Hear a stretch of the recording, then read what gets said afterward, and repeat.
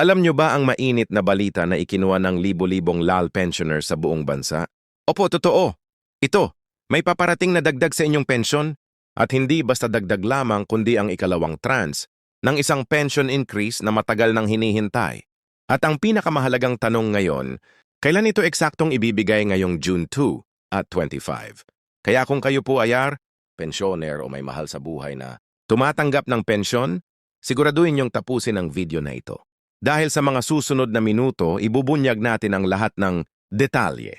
Mula sa petsang inaasahan ng payout, mga kwalipikadong makatatanggap at kung paano ito ipapasok sa inyong bank, account or alam naming bawat sentimo ay mahalaga lalo na sa panahon ng taas presyo ng bilihin, gamot at kuryente. At hindi lang yan, pag-uusapan din natin ang mga plano ng ERA para sa ikatlong tranche at kung paano ito konektado sa bagong panukalang batas sa Kongreso. Marami na po ang nagtatanong, totoo ba talaga to o baka pangako na naman? Kaya dito sa ating channel ibinibigay namin ang klaro at totoo direkta mula sa mga press release ng NAYA at mga opisyal na anunsyo. Alam namin na mahirap umasa sa balitang putol-putol kaya ginawa naming simple, malinaw at madaling sundan ang mga impormasyon sa video na ito para na kayo maligaw sa dami ng fake news sa social media. Kaya kung gusto nyong lagi kayong updated tungkol sa pensyon, ayuda at benepisyo para sa senior citizens ay like na ang video na ito. Sa mag-subscribe sa aming channel at mag-comment sa ibaba kung kayo ba ay nakatanggap na ng dagdag pensyon o kung may katanungan kayo, huwag nyo na rin kalimutang i-share ito sa inyong mga kaibigan at kapensyonado para sabay-sabay tayong makinabang sa bagong good news na ito.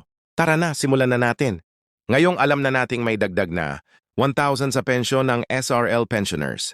Siguro ay ang unang tanong na pumapasok sa isip, niyo ay kailan ito eksaktong matatanggap? Tapos na ba ang paghihintay o kailangan pa ulit magabang ng ilang buwan? Kaya huwag na kayong bibitaw dahil yan mismo ang tatalakay natin ng detalyado rito. Unang-una, ayon sa pinakahuling update mula sa Social Security System, inaasahan ng may lalabas ang second tranche ng 1,000 pension. Increase sa kalagitnaan ng Hunyo 2 at 25. Ang target date ay nasa ikalawang linggo ng buwan, pero maaaring mas maaga kung magiging maayos at mabilis ang budget, release mula sa national government.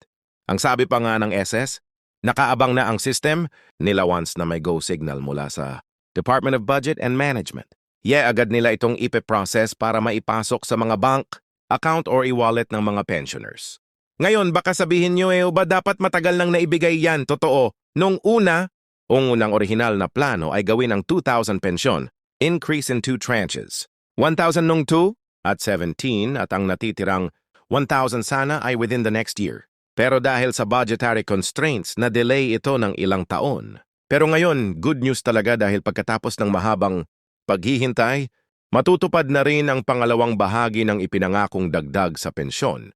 Nagsimula ito ng ipanukala muli ni Senator Lee Ejercito at ilang mga mambabatas na isingit sa DUA at 25 General Appropriations Action Hike.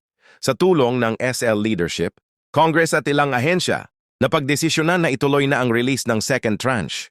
Hindi lang ito dahil sa pangako noong mga nakaraang taon kundi bilang pagtugon sa lumalalang inflation at pagtaas ng gastusin, lalo na para sa mga senior citizens. Kung tutuusin, hindi talaga biro ang epekto ng isang lib. Para sa iba maaaring mukhang maliit.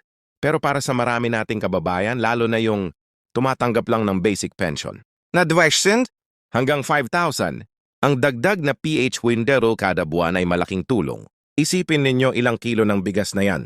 May pandagdag pa sa gamot, vitamins, pamasahe o kahit konting pangmeryenda sa hapon. Marami sa ating mga lolo't lola yan na ang ginagamit sa pambili ng maintenance. Kaya ang dagdag ay hindi lang pera. Ito ay dagdag ginhawa, dagdag paghinga, dagdag dignidad. May mga pensioner na nagkwento sa atin. Isa na rito si Mang Erning, 68 na anyos dating jeepney driver. Sabi niya, sa dami ng iniinda ko Rayuma, alta presyon at medyo nahihirapan na rin akong maglakad. Malaking bagay talaga ang kahit 1,000 bo. Sa totoo lang minsan pinipili ko na lang kung alin ang gamot na uunahin ko. Pero ngayon baka kayanin ko na yung dalawa. Napakabigat pakinggan, di ba? Pero napakasimple rin ng pangarap nila. Konting dagdag sa tulong, konting ginhawa sa buhay. Pangalawa, ang good news pa ay hindi lang sa Metro Manila ito ipatutupad. Nationwide ang rollout ng PH1000 increase.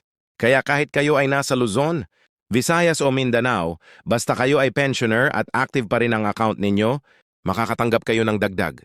Wala ng application o form na kailangang punan. Wala ring pila sa mga opisina. Automatic itong ipapasok sa inyong bank account o debit card. Kaya ang paalala natin, siguraduhin lang na active ang inyong account at kung may nabago man sa inyong detalye, gaya ng bank or address, ipaalam agad sa RAL branch ninyo. May isang senior na nag-message sa Facebook page namin, si Lola Clarita, 72 years old. Nag-aalala. Siya kasi matagal na siyang hindi nakakatanggap ng pensyon.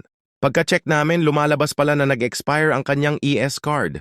Kaya importante rin po na i-check nyo ang inyong account status. Kung matagal na nyong hindi ginagamit ang bank account nyo, maaaring isara ito ng bangko. Kaya bago pa dumating ang June, mas maganda kung ma-update nyo na agad para walang abala pagdating ng payout. Ngayon, baka naman itanong nyo paano, kung hindi ko pa natatanggap ang first tranche noong 1,000 na increase. Ganito po yan. Ang unang tranche ay ibinibigay na simula pa 2 at 17. Kung hindi nyo ito natanggap, may posibilidad na may problema sa records ninyo. Maaaring may kulang na dokumento o kaya ay hindi updated ang inyong address. Ang pinakamagandang gawin ay pumunta sa pinakamalapit na Rado branch, magdala ng valid, gear at ipacheck ang inyong pension status. May mga kaso na naayos agad sa loob ng ilang araw. Sayang naman kung may iwan kayo. Isa pang mainit na balita.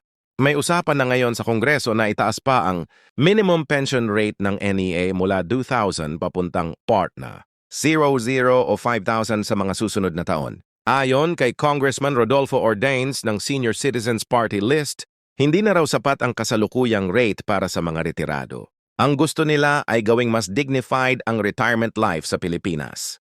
Siyempre, hindi pa ito aprobado pero napakagandang simula ng usapan. Kung maipapasa ito, siguradong mas magiging magaan ang buhay ng mga pensioner sa mga darating na taon. Pero habang hinihintay natin yan, mag-focus muna tayo sa kung ano ang tiyak. Ang second tertina 1, mayong June 2 at 25. Napag-alaman din natin mula sa karaya na kasabay ng dagdag ay magkakaroon din ng kaunting adjustment sa sistema nila. Mas pinaigting nila ang data matching at data bus cleanup. Ibig sabihin, sinisiguro nilang walang ghost pensioners, walang double entry at walang anomalya.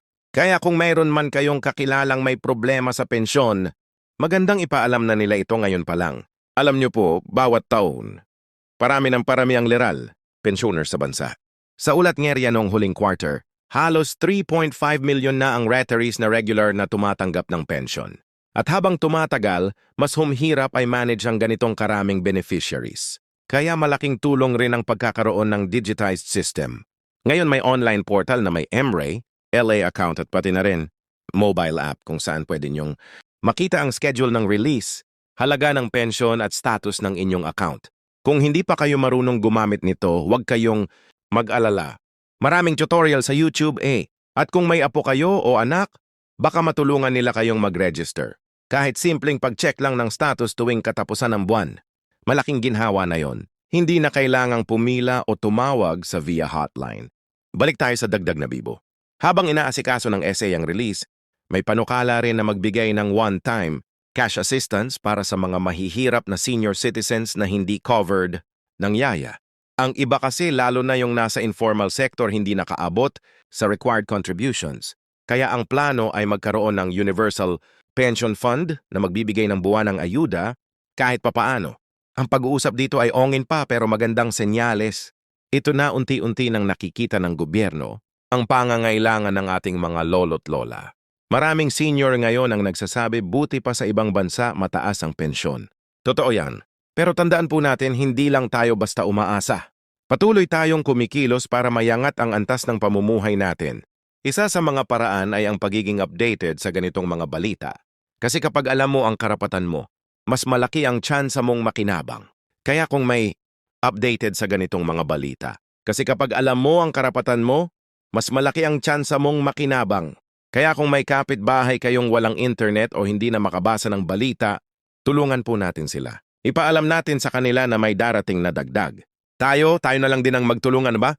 At kung meron kayong grupo ng mga senior citizens sa barangay, pwede niyong i-organize ang isang info session gamit lang ang cellphone o laptop. Kahit simpleng kwentuhan lang sa umpukan tuwing hapon, malaking bagay na. Hindi po biro ang pinagdadaanan ng marami sa atin. May ilan sa atin na umaasa lang sa pensyon, walang ibang pinagkakakitaan. May iba naman kahit senior na ay kailangang magtinda pa ng gulay, maglako o magbantay ng apo para makatulong sa pamilya. Kaya itong dagdag na libak ng ginhawa sa gitna ng alon ng hirap at kahit maliit, kapag pinagsama-sama, nagiging ilog din ang pag-asa.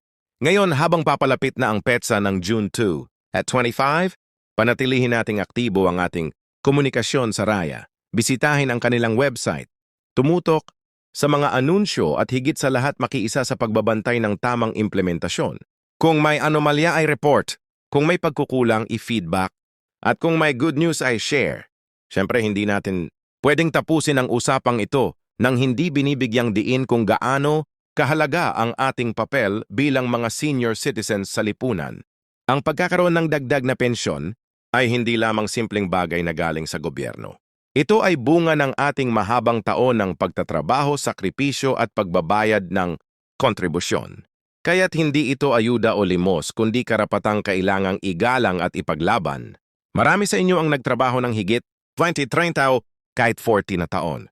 Naging guro, dwer mananahi, kasambahay, construction worker, empleyado sa pabrika at kung ano-ano pa. Minsan pa nga nagkasakit na pero pumasok. Pa rin hindi dahil gusto kundi dahil kailangan. Para sa pamilya, para sa kinabukasan. Kaya ayong panahon na ng inyong pamamahingya, panahon na para kayo naman ang tumanggap ng suporta. At ang dagdag na yan ay simbolo ng pagkilala sa lahat ng hirap na tiniis ninyo noon. Ngunit habang may magandang balita, hindi rin natin isinasantabi ang mga kasalukuyang hamon. May ilan pa ring Y pensioners ang hindi nakakatanggap ng tamang halaga buwan-buwan.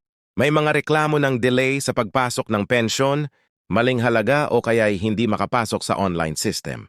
Kaya't nananawagan tayo sa REAS na paigtingin pa ang kanilang serbisyo. Kailangan nating maramdaman, hindi lang ang dagdag sa pensyon, kundi pati na rin ang dignidad at respeto sa bawat pensioner. At para sa mga pamilya ng pensioners, mga anak, apo at kamag-anak, malaking bagay rin ang suporta nyo hindi lang sa pera kundi sa pangunawa. Kung may panahon kayo, tulungan niyo po ang inyong lolo o lola na mag-check ng pension status nila online. Ipaalala sa kanila ang schedule ng release ay assist sila kung kailangan nilang magpunta sa kaya o bangko. Minsan,